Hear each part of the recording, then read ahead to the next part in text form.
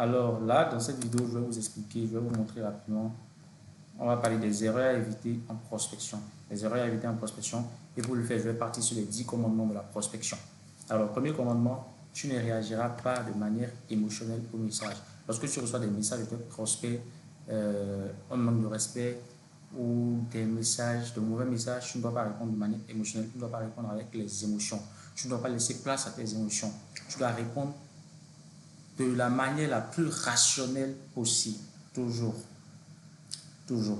Lorsque tu reçois des personnes qui te disent, bah, je suis intéressé par ce que tu fais, je suis intéressé par ton offre, à comment est-ce que tu vends ton accompagnement, ne jamais répondre de manière émotionnelle, ne jamais réagir avec les émotions et se mettre à débouler tout, à parler à argumenter sur son offre, son accompagnement, à sortir, à parler du prix de ton accompagnement. Bon, toujours rester dans une logique rationnelle, dans la démarche de la prospection en suivant les trames de prospection que je vais laisser justement en bas là. En suivant les trames de prospection, bah, dans le script de prospection qui est ici,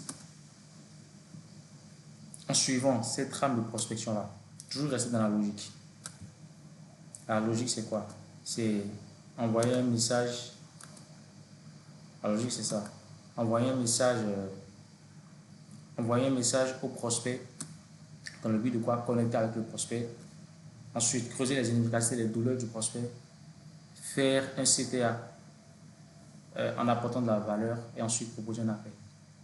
C'est ça la logique. Toujours creuser les douleurs et proposer une solution par rapport à cette douleur-là. Et ensuite, CTA, un appel à l'action vers un appel de vente. C'est ça la logique. Tu traiteras toutes les objections de tes prospects. Vraiment, prendre le temps de traiter toutes les objections de ton prospect, chacune des objections que tu reçois de ton prospect.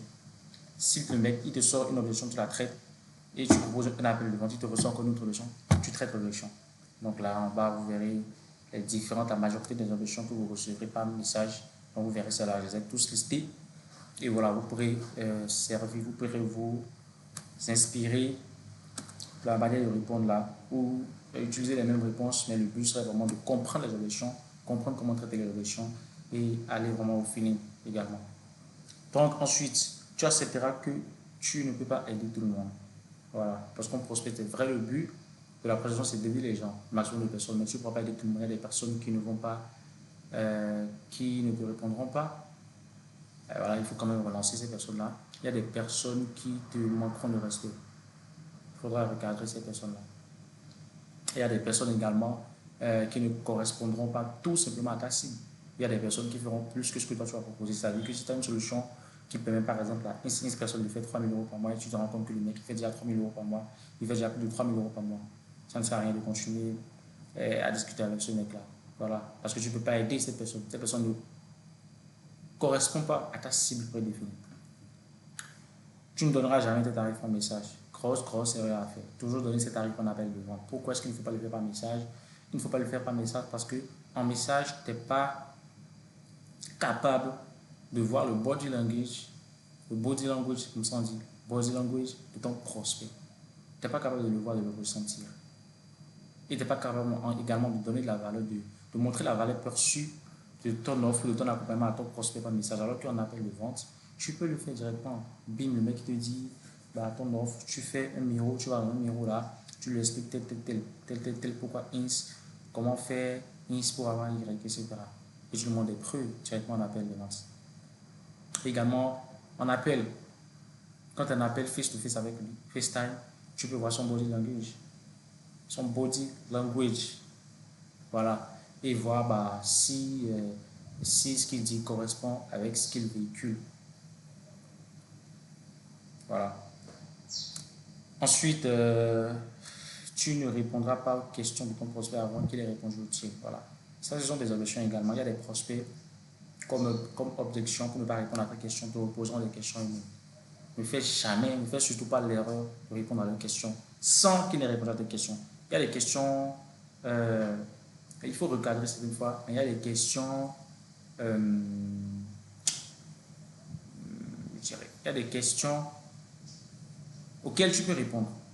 Des questions du type, et toi, qu'est-ce que tu fais? Tu proposes, tu demandes par exemple à ton prospect, vous savez combien de temps que tu es dans ton activité, etc. Et le mec te dit, X mois ou X année, et toi? Là, tu peux répondre. Et en même temps poser des questions. Donc, voilà. Ensuite, tu relanceras tes prospects toutes les 24 heures. Vraiment, vraiment, l'argent que vous voulez, l'argent que vous désirez avoir, l'argent que vous désirez obtenir se trouve dans les relances. Dans les relances de vos prospects. Il y a des personnes qui n'ont pas forcément vu ton message. Dès que tu envoies un premier message, il y a des personnes qui n'ont pas forcément vu ce message-là. Moi, j'ai prospecté des personnes. Je suis arrivé à générer des appels avec des personnes qui ne m'ont pas répondu dès le premier message. Je les ai relancés 10 fois, 15 fois. 15 fois. Et j'ai changé leur vie. Après cet appel de vente-là, leur vie a changé directement. Direct. Parce que je savais que je pouvais aider ces personnes-là. J'ai identifié des problématiques à travers le compte, à travers le vitrine Instagram. Et je savais que je pouvais les aider, donc je les ai relancés 15 fois. Avant que, bon,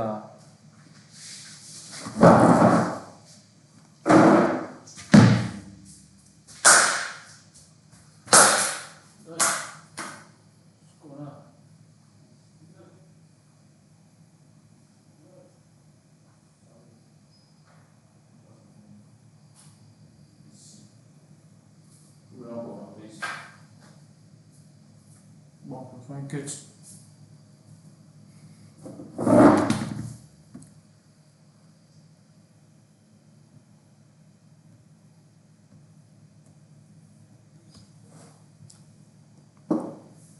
Donc, lorsqu'on en était, j'étais là, du coup, je parlais avec vous. Voilà, j'étais obligé de faire un cut.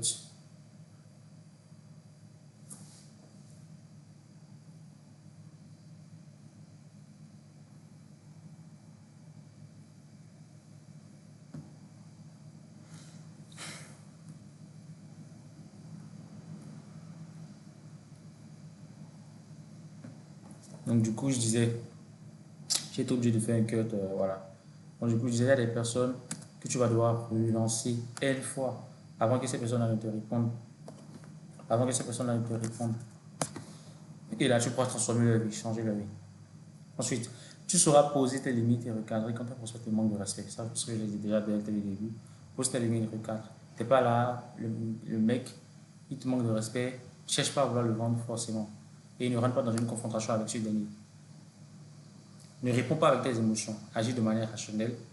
Je ne kiffe pas telle ta manière de parler. Je pense que ça ne pourra pas le faire avec toi. Tu le recadres également, s'il faut le recadrer. Tu le recadres et tu le laisses, tu le souhaites une bonne continuation dans son business. Tout simplement. Peace in love. Voilà.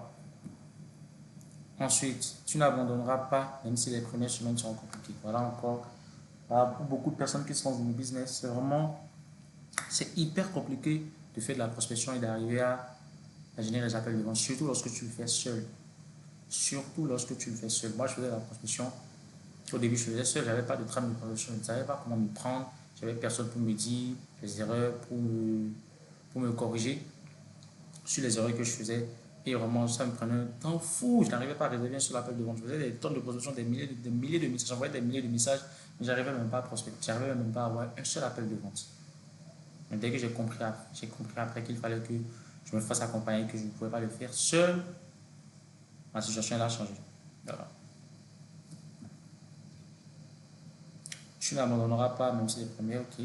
Tu ne proposeras pas d'appel avant d'avoir relevé une inefficacité et apporté de la valeur. Encore, c'est une erreur encore que beaucoup de personnes font. On appelle également en prospection. Donc voilà, si le mec il ne s'est pas rendu compte qu'il a une douleur, si tu ne l'as pas fait comprendre qu'il a une douleur, qu'il faut qu'il règle plus tard, et si tu ne lui as pas apporté de la valeur pour réduire, ou qui va le permettre de résoudre cette problématique-là, le mec ne réservera pas. Il ne va pas réserver d'appel avec toi. Il ne va pas réserver d'appel avec toi. Jamais.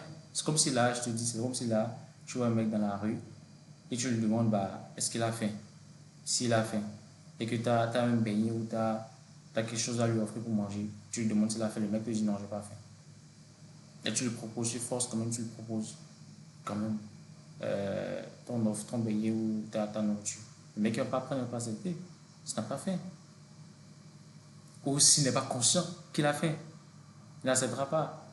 Donc voilà, le but c'est vraiment identifier Première des choses, c'est d'identifier la douleur de ton prospect, mais c'est également de lui faire comprendre en profondeur sa douleur et lui faire comprendre que c'est urgent pour lui de régler cette problématique-là.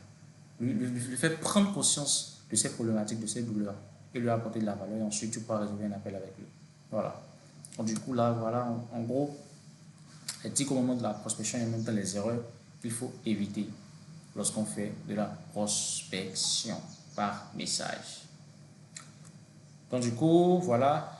Voilà, si vous avez besoin que que j'analyse votre business en ligne, que je vous démontre tout simplement, je demande votre business, que je vous dise ce qui ne va pas dans votre business. Si tu as vraiment besoin de changer les choses, si tu as des problématiques, n'hésite pas à réserver un appel avec moi. Je mettrai le lien. Le lien est en première ligne de description de ma chaîne YouTube. Tu verras ça là-bas et réserver un call avec moi en fonction de tes disponibilités. Voilà, c'est pour rien te vendre. Je ne vais rien te vendre, c'est juste pour comprendre tes problématiques et te proposer un plan d'achat 100% personnalisé gratuit et offert par rapport à ta situation. Let's go.